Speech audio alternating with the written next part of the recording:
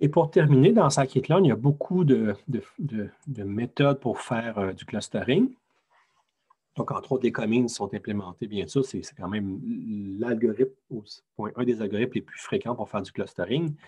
Donc, l'implémentation de commings dans scikit-learn nous permet de spécifier, bien sûr, le nombre de clusters. Par défaut, il en prend 8, mais ça peut être ajusté selon le cas. Il y a un nombre maximum d'itérations. Généralement, commings converge assez rapidement. On peut espérer ne pas avoir à se rendre à 300 itérations. Mais ce qui est intéressant, c'est que commings donne des résultats qui sont variables parce que ça dépend de l'initialisation qui est aléatoire.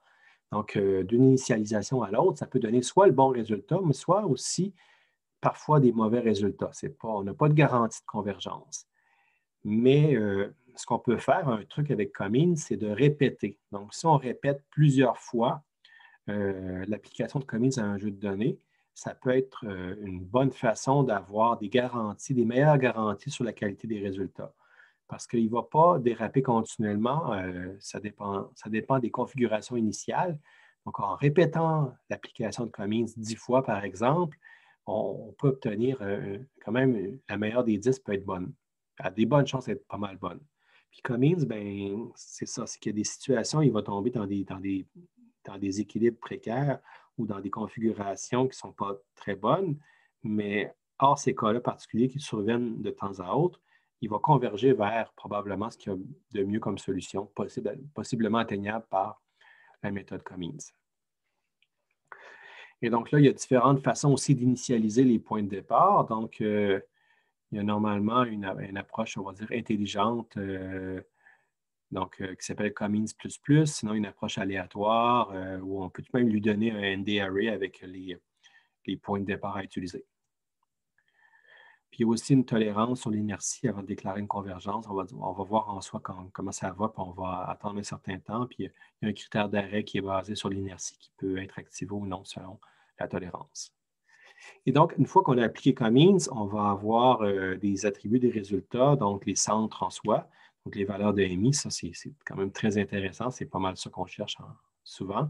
On a aussi les labels, donc des étiquettes de données qui correspondent au BIT. Puis les valeurs d'inertie également, qui sont d'une certaine façon l'erreur de reconstruction correspondant ça, ce n'est pas tout à fait l'erreur de reconstruction parce que ce n'est pas au carré, là, mais c'est une mesure qui s'apparente à ça.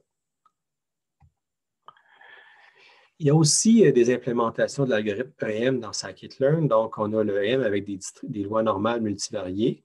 Donc, dans ce contexte-ci, on va lui dire, par exemple, un certain nombre de composantes. Là. Donc, par défaut, c'est 1, ce n'est pas particulièrement intéressant, mais on peut en avoir plus qu'un, bien sûr.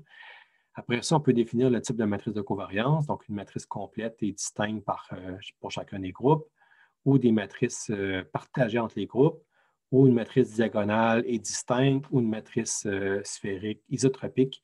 Donc, c'est sphérique essentiellement, donc ça donne des lois normales sphériques, et distinctes aussi.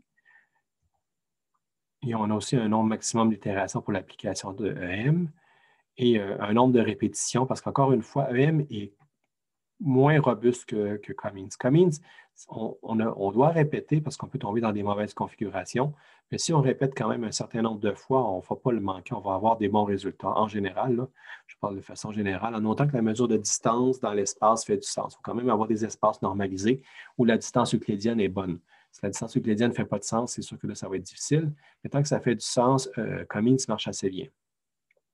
EM est beaucoup plus capricieux, tend à moins bien converger avec des lois normales multivariées. Donc, c'est pas aussi aisé, puis c'est plus lourd en termes de calcul. Fait que je dirais que c'est un peu plus difficile à faire bien fonctionner. Quand ça fonctionne, des fois, ça ne fonctionne pas si bien que ça. Puis, l'initialisation, mais comme je vous disais, une bonne façon d'initialiser, c'est d'y aller avec Cummings. On applique Cummings sur nos données, on a les premières valeurs, puis à partir de ça, on va estimer les paramètres initiaux de EM qu'on va appliquer pour raffiner. Cummings va donner un peu la position des centres et le découpage des données en plusieurs groupes. Puis EM va embarquer là-dessus pour raffiner et avoir des matrices, avoir des lois normales multivariées qui collent à chacun des groupes, par exemple. Et le retour, bien, ça va être la probabilité a priori de chaque cluster, le PGI, donc c'est un peu la probabilité qu'une donnée provienne d'un certain groupe. les valeurs moyennes. Donc, ça, c'est des mu. La matrice de covariance. Il y a aussi du clustering hiérarchique dans scikit-learn, donc une approche agglomérative, comme je vous disais, où on part une approche bottom-up, où on part avec n groupes, un groupe par donnée, puis on va les fusionner jusqu'à temps qu'on obtienne un groupe ou deux ici. Donc, ici, il va se rendre de n à 2. Donc, on va mesurer l'affinité. Donc, ça peut être euclidien, L1, L2, donc c'est différentes mesures qu'on peut prendre pour mesurer l'affinité. On peut dire de la façon dont on fait le lien, donc soit c'est en lien simple complet, ou WARD ici. Donc, WARD, c'est une autre mesure qui minimise la variance des clusters agglomérés.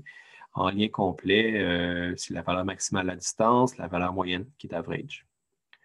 Puis comme résultat du clustering hiérarchique, clustering agglomératif, on va avoir les étiquettes de clustering, puis on va avoir le nombre de feuilles dans le dendrogramme, qui est assez direct parce que ça correspond au nombre de données généralement, puis la structure du dendrogramme. Donc, ce qui est intéressant avec ça, c'est qu'une fois qu'on a cette structure-là, on peut après ça, je pense qu'il y a des fonctions qui pourraient être utilisées pour tracer les dendrogrammes. Mais bref, on a l'information dans le children, où là, on peut retrouver un peu la structure de notre dendrogramme qu'on a obtenu avec un clustering agglomératif. Voilà.